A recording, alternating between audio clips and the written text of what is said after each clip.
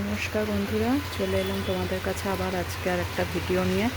বাইরে প্রচণ্ড জোর বৃষ্টি পড়ছে, তো সকাল থেকে কাজকর্মে আর সময় পাইনি। ভাবলাম এখন একটুখানি তোমাদের সাথে কথা বলে নিই, কারণ প্রায় এক সপ্তাহ হয়ে গেছে আমি তোমাদের কাছে আর কোনো ভিডিও দিইনি আমার গাছে।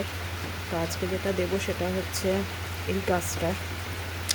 এই গাছটা ফুল হলে অবশ্যই আমি ছবি নিশ্চয়ই দেবো, কিন্তু আমি না এই গাছটা যেটা দেখছি, এই কুড়িটা আমি দেখছি পুরো হোয়াইট কালারের একটা কুড়ি। তোমরা দেখতে পাচ্ছ নিশ্চয়ই হোয়াইট কালারের কুড়িটা হয়েছে, কিন্তু যখন আমি গাছটা কিনেছিলাম তখন কিন্তু হোয়াইট কালারের ছিল না।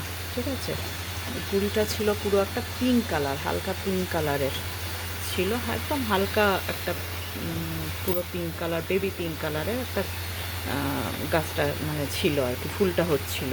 এবার আমি জানি না পাখিদের জন্য নাকি এবার ফুটলে পরে কি হবে বলতে পারছি না, কিন্তু এখন অবধি দেখো পুরো হোয়াইট কালারের একটা হয়ে রয়েছে।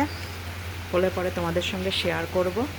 আর এটা তো জানোই আমার সেই প্রতিদিনের যে ফুলগুলো হয়, দেশি লাল জবা যেটা আমরা বলে থাকি, তো এটাতেও দেখো কুড়ি হয়ে আছে। কালকে দুটো ফুটে মাঝে ফুটেছিল অনেক, কিন্তু আমি শরীরটা ঠিক ছিল না বলে আমি ভিডিও করতে আসতে পারিনি।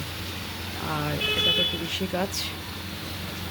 বর্ষাকালে তোমরা কীরমভাবে যত্ন করছো আমাকে একটু বলো, কারণ বর্ষাকালে মাটিতে বিশেষ করে এই ব্যালকনির ছোটো গাছগুলোকে ভীষণভাবে যত্ন করতে হয়, নাহলে পোকা মাকড় এইসবের একটা উপদ্রব থাকে। আরেকটা যেটা দেখাবো সেটা হচ্ছে আমার লঙ্কা গাছ। দেখো, দেখেছিলে বীজ থেকে হয়েছে, আর এখন এই যে ছোট ছোট লঙ্কা হয়েছে, এই যে দেখতে পাচ্ছ, এই যে জানি না এগুলো কখন বড় হবে, বড় হতে সময় লাগবে। এই যে দেখতে পাচ্ছ এই আরেকটা হয়ে গেছে, দেখতে কিন্তু হেভি ভাল লাগছে।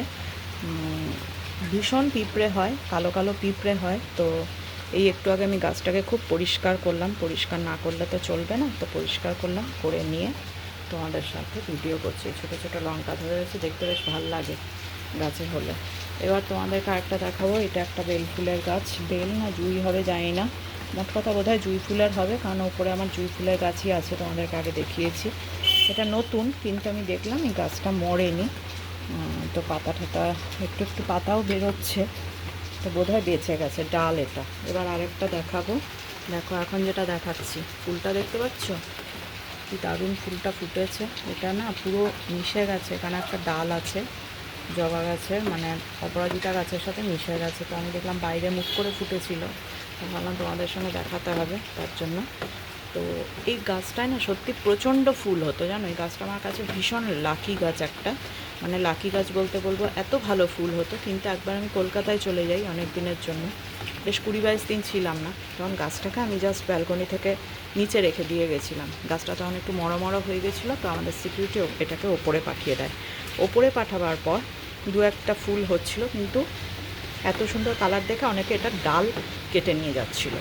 আমি এটা জানি না, এটা তোমরা বলবে। অনেক সময় না অন্যের হাতের ছোঁয়া লাগলে অনেক সময় না গাছে ফুল হতে চায় না।